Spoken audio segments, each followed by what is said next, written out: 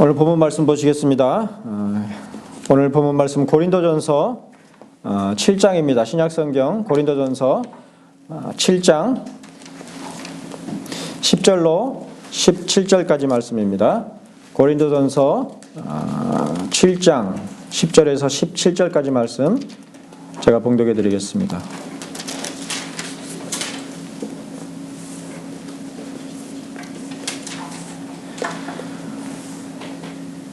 결혼한 자들에게 내가 명하노니 명하는 자는 내가 아니요 주시라.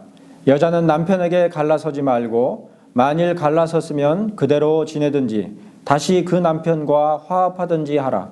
남편도 아내를 버리지 말라. 그 나머지 사람들에게 내가 말하노니 이는 주의 명령이 아니라 만일 어떤 형제에게 믿지 아니하는 아내가 있어 남편과 함께 살기를 좋아하거든 그를 버리지 말며 어떤 여자에게 믿지 아니하는 남편이 있어 아내와 함께 살기를 좋아하거든 그 남편을 버리지 말라.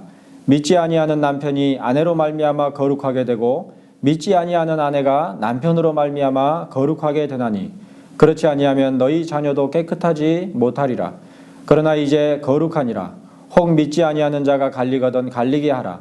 형제나 자매나 이런 일에 구애될 것이 없느니라. 그러나 하나님은 화평 중에서 너희를 부르셨느니라. 아내된 자여 내가 남편을 구원할는지 어찌할 수 있으며 남편된 자여 내가 내 아내를 구원할는지 어찌할 수 있으리요. 오직 주께서 각 사람에게 나눠주신 대로 하나님이 각 사람을 부르신 그대로 행하라. 내가 모든 교회에서 이와 같이 명하노라. 아멘. 봉독해드린 고린도전서 7장 10절로 17절까지의 성경 말씀 가운데서 세례의 가르침이라는 제목으로 두 번째 메시지를 나누도록 하겠습니다. 자, 우리는 세례와 관련해서 그것이 예수 그리스도께서 죄인들을 구원하기 위해서 세상에 오셨다는 교훈을 하나님의 말씀으로서의 성경을 통해서 얻을 수 있을 뿐만 아니라 성례를 통해서 그 가운데서도 특히 세례를 통해서 눈앞에서 생생히 바라볼 수 있음을 알 수 있었습니다. 그래서 성례를 가리켜서 보이는 말씀이다 이렇게 칭하는 것이죠. 출애굽한 광야의 백성들에게 만나를 주신 것은 사람이 떡으로만 사는 것이 아니요 일용할 양식으로만 살아가는 것이 아니요 여호와의 입에서 나오는 모든 말씀으로 사는 줄을 생생하게 경험하며 깨닫도록 하심이었던 것처럼 세례와 성찬이라고 하는 그 두 가지의 성례들 또한 그처럼 경험하며 깨닫도록 하는 실질적인 의미를 지니고 있는 것이죠.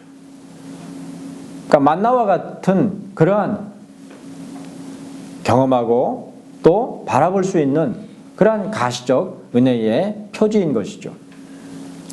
자, 그런데 신명기 8장 3절에 기록한 바 사람이 떡으로만 사는 것이 아니요 여호와의 입에서 나오는 모든 말씀으로 사는 줄을 너로 알게 하려 하심이니라 라는 그 말씀은 신약성경 마태복음 4장 4절에서 다시 한번 찾아볼 수가 있는데 그것은 예수께서 성령에게 이끌리시어 마귀에게 시험을 받으러 광야로 가셨을 때에 첫 번째로 인용하여 이르신 말씀 가운데서 찾아볼 수가 있습니다. 밤낮으로 40일을 금식하신 예수 그리스도 앞에 나타난 시험하는 자 마귀는 이르기를 내가 만일 하나님의 아들이거든 명하여 이 돌들로 떡덩이가 되게 하라 이렇게 유혹을 했는데 이에 대해서 주님이 답하신 것이 바로 신명기 8장 3절에 기록된 바 사람이 떡으로만 사는 것이 아니요 여호와의 입에서 나오는 모든 말씀으로 사는 줄을 너로 알게 하려 하심이니라 라는 그 말씀이었던 것이죠. 사실 마태복음 4장에 기록한 바 예수께서 광야에서 40일을 밤낮으로 금식하신 것은 구약성경 출애굽기 34장 28절에 기록한 바 모세가 여호와와 함께 40일 40야를 거기 있으면서 떡도 먹지 아니하였고 물도 마시지 아니하였다라고 한 내용과 동일한 날수와 의미를 담고 있는 일이었습니다. 그러니까 모세가 시내산에서 그랬던 것처럼 예수께서는 광야에서 40일 밤낮을 금식하신 것이죠. 모세가 아무도 볼 수 없도록 구름으로 가려진 시내산에 올라 율법의 돌판을 받음으로 여호와 하나님과의 언약을 체결했을 때에 모세에게 부여된 권위와 은사를 입증해 볼 수 있는 것이 바로 40일 40야를 거기 있으면서 떡도 먹지 아니하였고 물도 마시지 아니하였던 일이었듯이 아무도 찾지 않는 광야로 가사 시험을 받으심으로 시작하시는 예수 그리스도의 권세와 은사들 역시도 40일을 밤낮으로 금식하신 일이었던 것이죠. 그러니까 보통의 사람의 능력으로는 그러한 일을 행할 수 없는 그러한 배경 가운데서 그 사역이 시작되는 것입니다. 하지만 40일을 밤낮으로 떡도 먹지 아니하고 물도 마시지 않은 일을 통해 드러난 권위와 은사의 위엄을 입증함에 있어서 예수 그리스도의 그것은 모세가 행한 것과 차이점이 하나가 있는데 그것은 모세에게는 얼굴 피부에 광채가 나므로 아론과 온 이스라엘의 자손들이 그에게 가까이 하기를 두려워했던 것과 달리 경외감을 느꼈던 것이죠. 예수 그리스도의 경우에는 성령에게 이끌려 시험을 받으셨고 그 시험을 마치실 때에는 천사들이 나와서 수종들었음에도 불구하고 그 얼굴에서 광채가 났다거나 그를 두려워했다는 기록을 찾아볼 수가 없다는 점입니다. 그러니까 스스로를 어떻게 보면 드러내시지 않으신 거죠. 물론 예수께서는 이후로 그 행하신 놀라운 일들에 있어서 만일에 그 행하신 것들을 모두 기록하려고 한다면 이 세상이라도 부족할 정도로 크고 놀라운 일들을 행하셨지만 그러나 그 공생애의 시작에 있어서는 모세가 보인 바와 같은 광채와 두려움을 볼 수가 없었던 것입니다.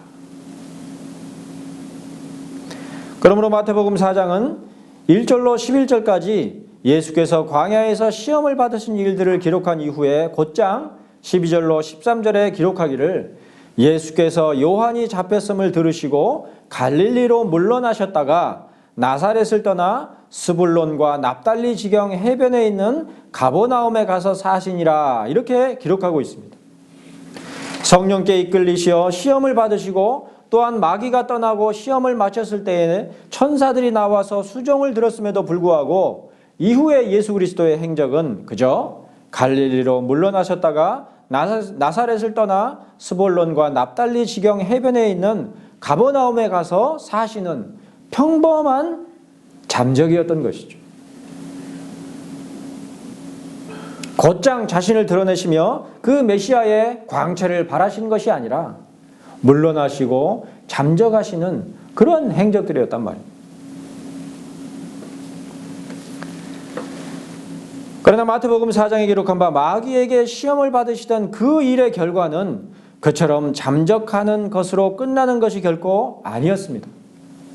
오히려 이어지는 14절에서 마태는 기록하기를 이는 선지자 이사야를 통하여 하신 말씀을 이루려 하심이라 이렇게 기록했으니 구약성경 이사야 9장 1절로 2절에 기록한 바 옛적에는 여호와께서 스불론 땅과 납달리 땅이 멸시를 당하게 하셨더니 후에는 해변길과 요단 저쪽 이방의 갈릴리를 영화롭게 하셨느니라. 흑암에 행하던 백성이 큰 빛을 보고 사망의 그늘진 땅에 거주하던 자에게 빛이 비치도다 라는 말씀에 대한 인용으로서 예수 그리스도께서 갈릴리로 물러나셨다가 나사렛을 떠나 스불론과 납달리 지경 해변에 있는 가버나움에 가서 사시던 일 가운데 담겨있는 진정한 의미를 밝혀준 것입니다. 표면적으로는 예수님께서 그저 물러나시고 잠적하시던 그런 행적이지만 이사야 말씀을 바탕으로 그 일을 통찰하게 될 때 그 말씀을 이루시는 그리스도의 행적이시라는 사실을 마태는 가르쳐주고 있는 것이죠.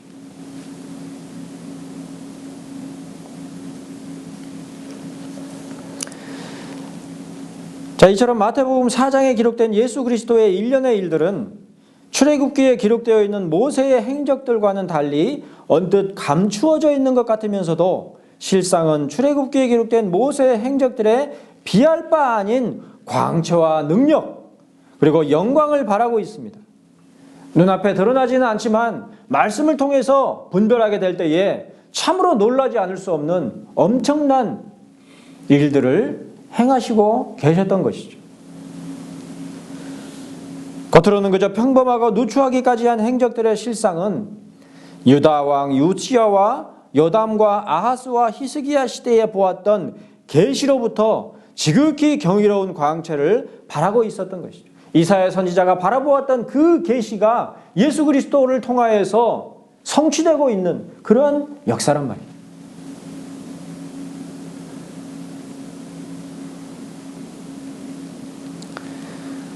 하지만 그 광채는 이사야 9장 1절로 2절 말씀이 관통하고 있는 안목을 지닌 자라야만 눈부시게 바라볼 수 있는 것입니다. 이사야 말씀을 모르는 자들은 그 일이 어떤 의미인지를 전혀 분별할 수가 없는 것이죠. 내가 만일 하나님의 아들이여던 명하여 이 돌들로 떡덩이가 되게 하라고 한 마귀의 시험에 대해서 신명기 8장 3절에 기록된 바 사람이 떡으로만 사는 것이 아니요 여호와의 입에서 나오는 모든 말씀으로 사는 줄을 너로 알게 하려 하심이라는 말씀으로 답변하여 대적하신 것과 같은 말씀의 안목을 지닌 자라야 갈릴리로 물러나셨다가 나사렛을 떠나 수볼론과 납달리 지경 해변에 있는 가버나움에 가서 사시던 예수님의 행적들 가운데 비친 큰 빛을 눈부시게 바라볼 수가 있는 것입니다. 한마디로 영적인 빛이죠. 영적이라 그러면 뭐 신비적인 그런 빛을 얘기하는 것이 아니라 말씀의 조망 가운데서 꿰뚫을 수 있는 그런 빛이죠. 만일에 그러한 안목 곧 사람이 떡으로만 사는 것이 아니요 여호와의 입에서 나오는 모든 말씀으로 사는 줄을 아는 그러한 신앙의 바탕과 기초가 없다고 한다면 우리들은 돌들로 떡덩이가 되게 하라는 마귀의 시험에 넘어가고 말 것입니다. 그리하여 사람의 제일 되는 목적조차도 자기 자신을 영화롭게 하며 사람으로 즐거워하기 위한 것이라 고백하는 지경에 이르게 될 것인데 바로 그러한 태도 가운데서 성례조차도 세례와 성찬조차도 눈에 보이는 말씀으로서의 의미와 역할을 잃어버리고 마는 것이죠. 그 속에 담긴 의미와 내포한 진리가 어떤 것인지에 대해서 전혀 모르기 때문에 그저 형식적이거나 아니면 신비적인 그런 예식으로 생각하고 마는 것입니다. 마치 우리 주변에서 흔히 볼 수 있는 바 1년에 겨우 서너 차례 정도나 성례에 참여할 수가 있는 기독교 종교의 일반적인 현실처럼 말입니다. 심지어 많은 교회들이 연초나 성탄절, 부활절 이런 정도만 성찬을 시행하고 나머지 날들은 그저 온갖 이상한 프로그램들을 다 도용해서 즐기는 그런 형태인 것을 볼 수가 있죠. 하나님께서 제정하신 것에서는 은혜를 못 누리고 인간들이 제정한 것들로 온통 즐거움을 누리는 그런 모습인 것입니다. 사실 우리의 신앙과 믿음에 있어서 전적으로 요구되는 중요한 것이 바로 말씀에 대한 지식과 그 지식의 바탕을 두는 확고한 믿음입니다. 그러한 두 요구가 충족되지 못한 성례의 시행이 곧장 추상적이고 피상적인 성례의 현실로서 드러나고 마는 것이죠. 말씀의 지식이 없이는 성례에 담겨있는 은혜를 온전히 누리지를 못하는 것입니다. 왜요? 모르기 때문에. 그러므로 윌리엄 트위스의 교리문답 제30문답에서는 그리스도는 하늘에 계시고 우리들은 땅에 있습니다. 그런데 어떻게 해서 그의 피가 우리의 영혼을 씻을 수 있습니까? 이렇게 물은 뒤에 답하기를 믿음에 의해서입니다. 이렇게 기록하고 있죠. 그리고 이는 로마서 3장 25절에서 사도 바울이 기록한 바 이 예수를 하나님이 그의 피로써 믿음으로 말미암는 화목제물로 세우셨다고 한 성경 말씀을 바탕을 두고 고백하는 그러한 문답입니다. 바로 그러한 말씀, 곧 로마서 3장 25절의 말씀에 관한 지식과 그 지식의 바탕을 두는 믿음에 의해서 우리들은 그리스도께서 하늘에 계시고 우리들은 땅에 있을지라도 그의 피가, 즉 그리스도의 피가 우리의 영혼을 씻을 수 있음을 깨달으며 확신할 수가 있는 것입니다.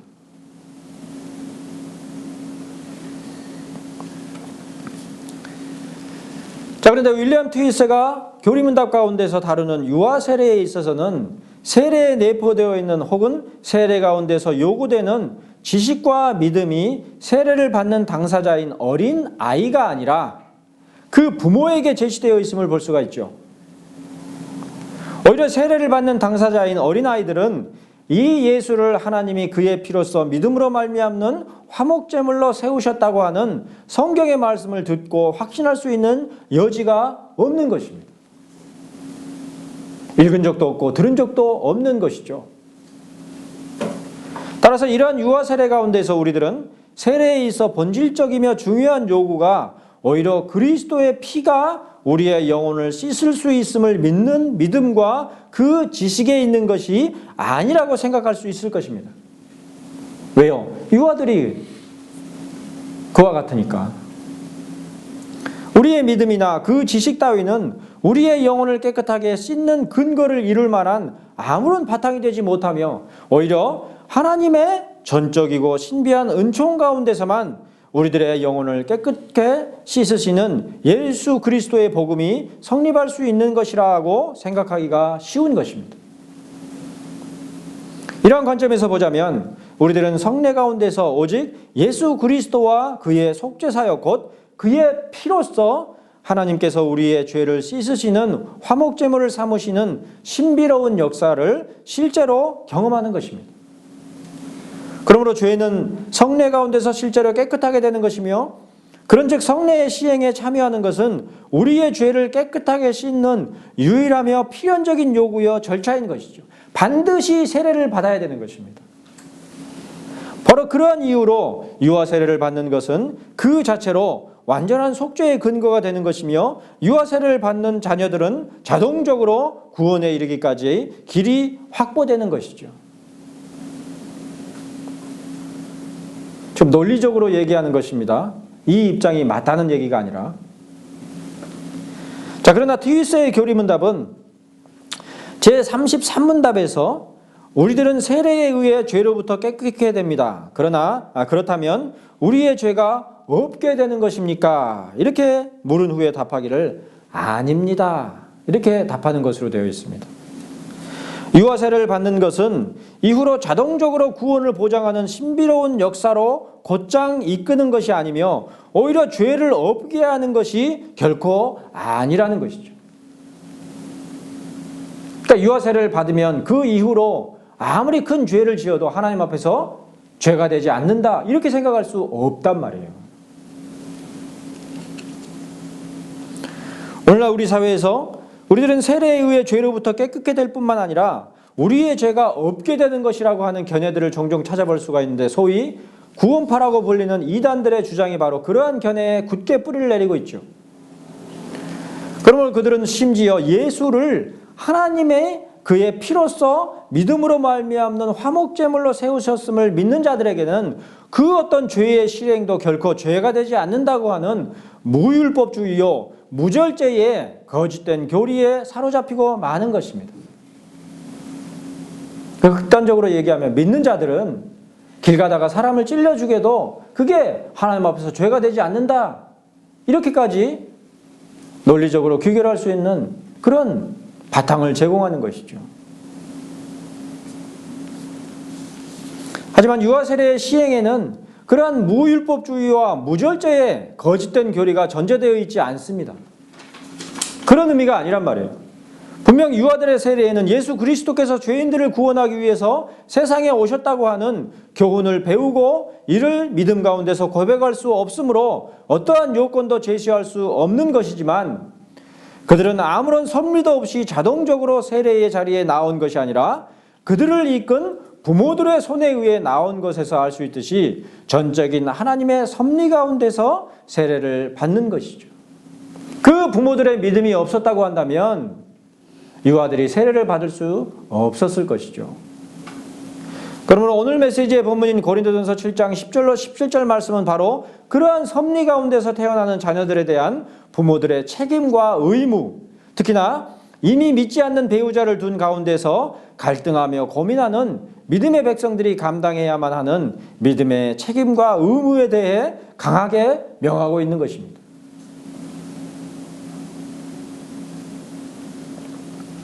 그 유아 세례를 베풀 때는, 그 유아 세례를 시행할 때에는 그 유아를 이끈 부모들에게 큰 막중한 책임과 의무가 전제되는 것이죠.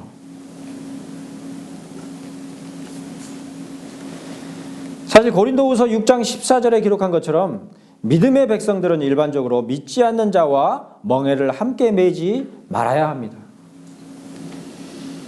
사도 바울은 14절에 이어서 16절에서 이르기까지 의와 불법이 어찌 함께하며 빛과 어둠이 어찌 사귀며 그리스도와 벨리알이 어찌 조화되며 믿는 자와 믿지 않는 자가 어찌 상관하며 하나님의 성전과 우상이 어찌 일치가 되겠느냐, 이렇게 일관되게 기록해서 믿음의 백성들이 결코 믿음이 없는 자들과 결혼하여서 가정을 이루지 말도록 강하게 명령하고 있습니다.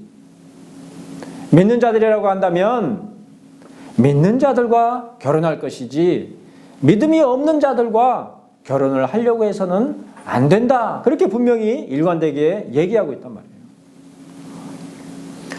더구나 그 명령은 이후로 18절에 이르기까지 구약성경 레위기 26장 12절에 나는 너희 중에 행하여 너희의 하나님이 되고 너희는 내 백성이 될 것이라는 말씀과 이사야 52장 11절에 너희는 떠날지어다 거기서 나오고 부정한 것을 만지지 말지어다 그 가운데에서 나올지어다 라고 기록한 말씀의 인용을 통해서 하나님의 명령임이 확인되고 있으니 앞선 14절로 16절까지의 말씀은 바울 사도의 개인적인 권면이 아니라 하나님의 명령으로서 분명하고도 엄중하게 제시된 것임을 알 수가 있습니다.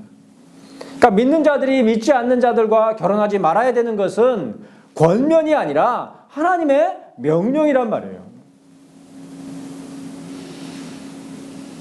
믿음을 지닌 그리스도인들은 그리스도인 외에 다른 믿음 없는 이들 가운데서 배우자를 선택하지 말아야 하는 것입니다. 그것이 마땅한 도리죠.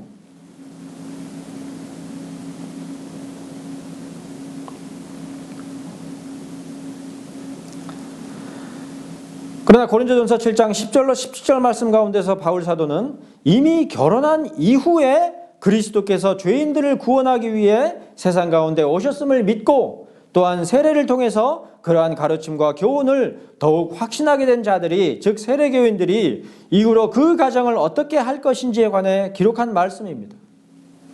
그런즉 이미 결혼한 이후에 그리스도인이 된 자들에게는 나머지 믿음이 없는 그의 가족들에 대한 책임과 의무, 특히나 그 자녀들에 대한 신앙의 책임과 의무를 지는 것이죠.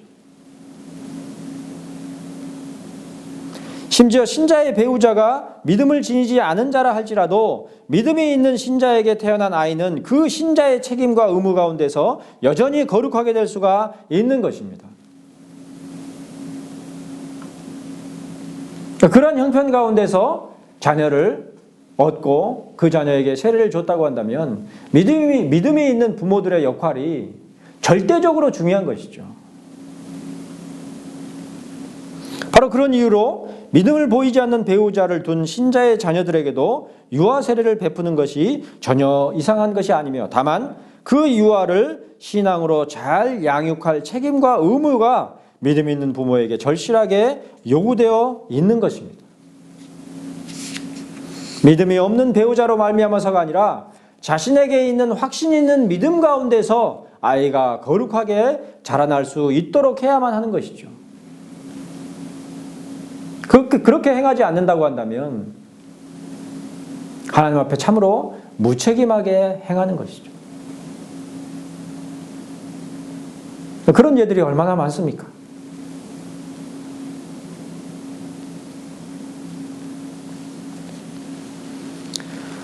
무엇보다 그러한 세례는 우리를 죄로부터 깨끗하게 하는 것이기는 하지만 그렇다고 그러한 세례로서 우리의 죄가 완전하게 제거되어 버리는 것이 결코 아니라는 점을 이해하는 것 또한 중요합니다. 이것을 잘못 이해한 자들이 어떤 자들이에요? 구원파들이죠. 만일에 세례가 우리의 죄를 완전하게 제거해 주는 것이라고 한다면 유아 세례에서 그 자녀는 반드시 거룩하게 되는 것을 담보할 수 있는 깨끗함이 필수적으로 요구될 것입니다. 부모들의 믿음을 바탕으로 아이들에게 세례를 주는 것이니만큼 그 어느 한쪽에 신앙과 믿음이 없거나 불완전한 형편 가운데서 태어난 자녀들의 죄가 완전하게 제거된다고 생각하기가 어려운 것이죠.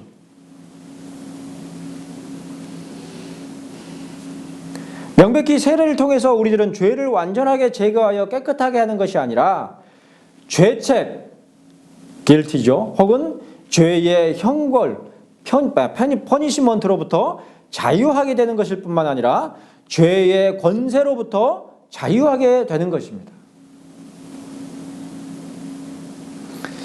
죄가 깨끗하게 제거되는 것이 아니라 죄로부터 자유케 되는 것이죠. 왜냐하면 예수 그리스도께서는 죄인들을 구원하기 위해서 세상에 오시고 또한 죽으셨기 때문입니다. 그 예수 그리스도의 권세와 능력으로 말미암아서 우리가 죄에 대하여서 자유함을 얻을 수가 있는 것이죠. 우리는 본성적으로 어떻습니까? 늘 죄를 사모하죠. 죄를 지으려고 힘쓰고 죄를 아주 좋아하죠.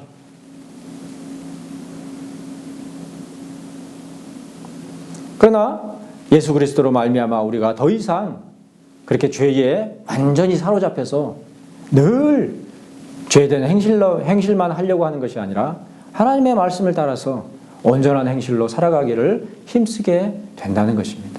그게 자유함이죠. 하지만 앞서 언급했듯이 그러한 예수 그리스도의 죽으심의 효력은 우리의 죄를 제거하는 것이 아니라 죄의 형벌과 권세로부터 자유롭게 하는 것이니 우리들은 세례 가운데서 예수 그리스도의 죽으심으로 말미암는 효력의 대상이 되었어도 여전히 죄가 완전하게 제거된 것은 아닙니다. 그래서 믿는 자들도 때로 죄를 범하는 것이죠.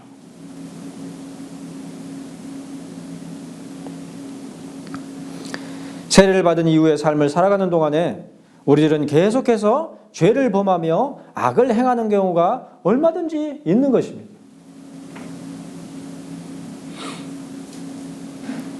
겉으로는 깨끗하게 옷을 차려입고 예배당에 모이지만 주중에 우리 삶 가운데 무수히 많은 죄를 범했다는 것을 서로 묻지 않아도 다 알 수 있는 것이죠. 마치 지상의 교회가 하나님의 교회가 아니라 사탄의 회당처럼 보이는 지경에 이르기도 함과 마찬가지로 그 가운데서 신자들로 모인 우리들은 불신자들 못지않은 죄를 행하기도 하는 것입니다.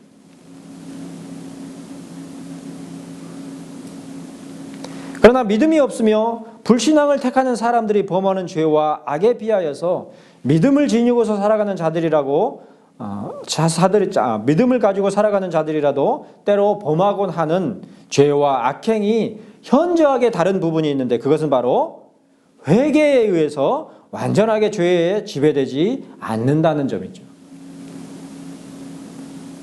그러니까 믿는 자들은 불신자들과 마찬가지로 죄를 똑같이 범하기도 하지만 그러나 곧장 믿는 자들은 어때요?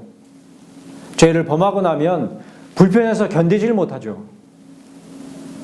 남을 미워하고 남을 증오하고 그랬어도 그런 죄를 범해도 그 상태로 못 있는 거예요. 하나님 앞에 회개하고 돌이키지 않으면 마음이 도무지 불편해서 견디지를 못하는 것이죠. 불신앙의 사람들은 죄와 악을 행하고서도 그것을 은폐하며 변명하기에 급급할 뿐만 아니라 심지어 끝까지 반성하고 회개하지를 않는 경우가 대부분이지만 신앙을 지닌 자들 곧 예수 그리스도께서는 죄인들을 구원하기 위해 세상에 오셨으며 또한 그러한 죄인인 우리 자신을 위하여 죽으셨음을 믿고 의뢰하는 참된 신자들은 반드시 회개의 태도 가운데서 죄의 지배를 벗어나기 마련인 것입니다. 물론 그러한 회개 자체가 우리의 죄를 깨끗하게 사하는 것은 아니죠. 오히려 회개가 우리의 죄를 깨끗하게 하는 것이 아니라 십자가에 달리시어 쏟으신 바로 그 피만이 우리의 죄를 씻으며 우리 영혼을 깨끗하게 하는 것입니다. 이러한 씻음과 관련한 교훈 가운데 하나를 우리들은 요한복음 13장에 기록한 바 제자들의 발을 씻기신 일 가운데서 찾아볼 수가 있는데, 주여 내 발뿐 아니라 손과 머리도 씻어 주옵소서, 이렇게 말한 시몬 베드로의 말에 대해서 예수께서 10절에서 뭐라 그랬습니까? 이미 목욕한 자는 발밖에 씻을 필요가 없느니라, 온몸이 깨끗하니라, 이렇게 말씀하신 것에서 알 수 있듯이 참된 믿음 가운데 있는 신자들이 범하고 나는 죄와 악에 대한 회개는 이미 목욕한 자가 발을 씻는 것과 마찬가지인 것입니다.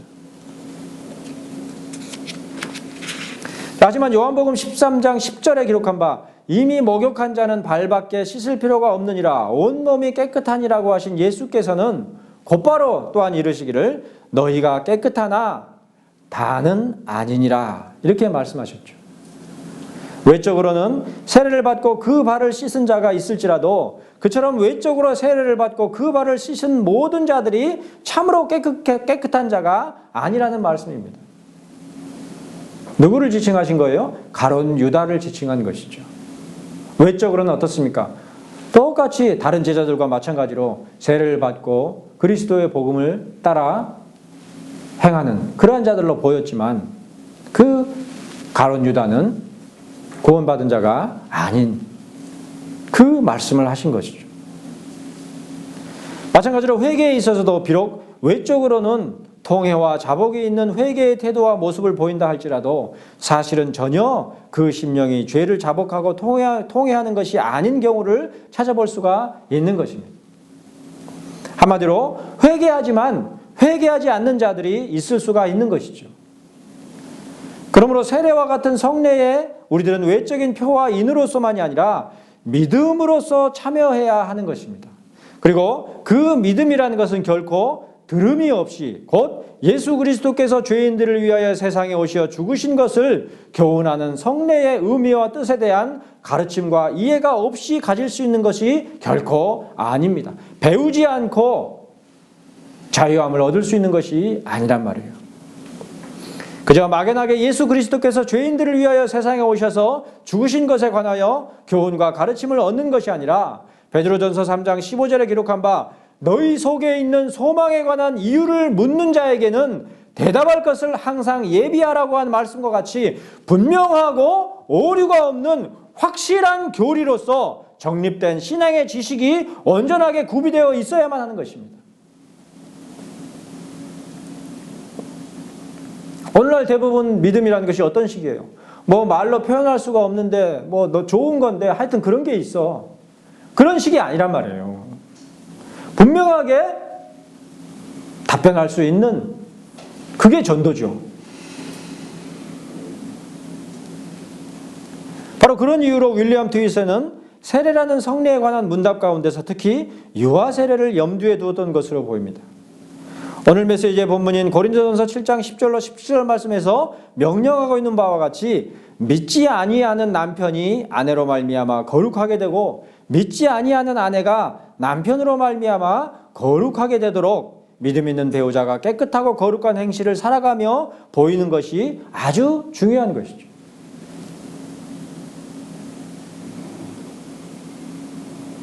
불신자들은 대부분 뭘 봅니까? 우리의 말하는 것을 봅니까? 아니에요. 우리의 행실을 봅니다. 정말로 저 사람들이 교회에서 모여서 얘기하는 대로 그렇게 살아가는가, 그걸 본단 말이에요.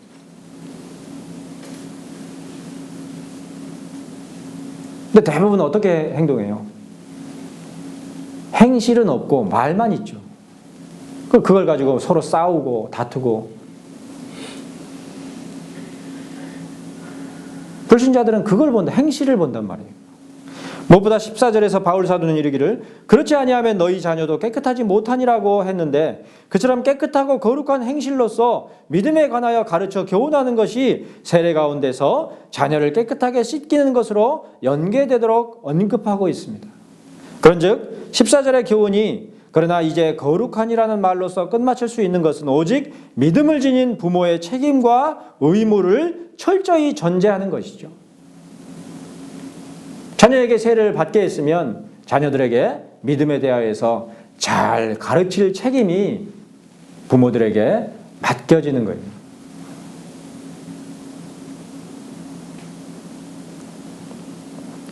안타깝게도 이 메시지를 듣는 우리 회중들 가운데에는 아직 자녀들이 없습니다. 그러므로 저는 이 메시지를 제 자신의 믿음과 신앙의 실천에 근거해서가 아니라 내가 명하노니라고 말한 사도의 확신 있는 말씀에 근거하여 전할 뿐입니다. 더구나 공교롭게도 그처럼 명령한 사도 또한 자녀가 없었으니 더더욱 확신과 분명한 믿음으로써 동일한 교훈과 가르침을 전할 뿐인 것입니다.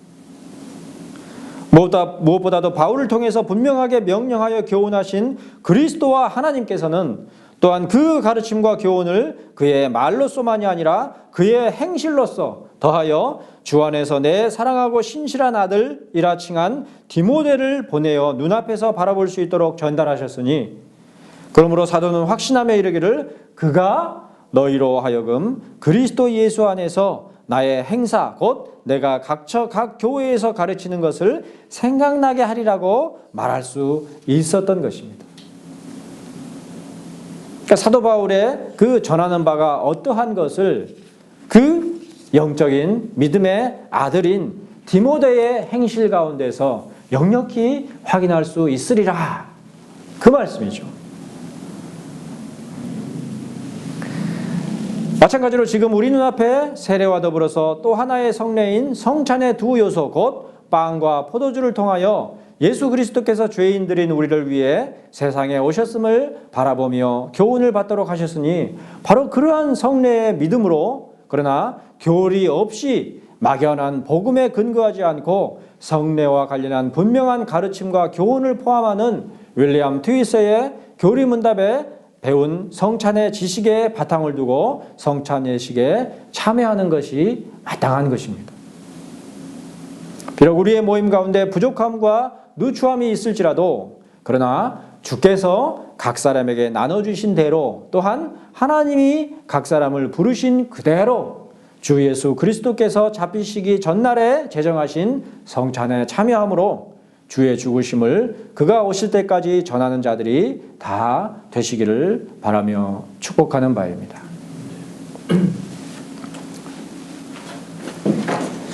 자, 이제 곧장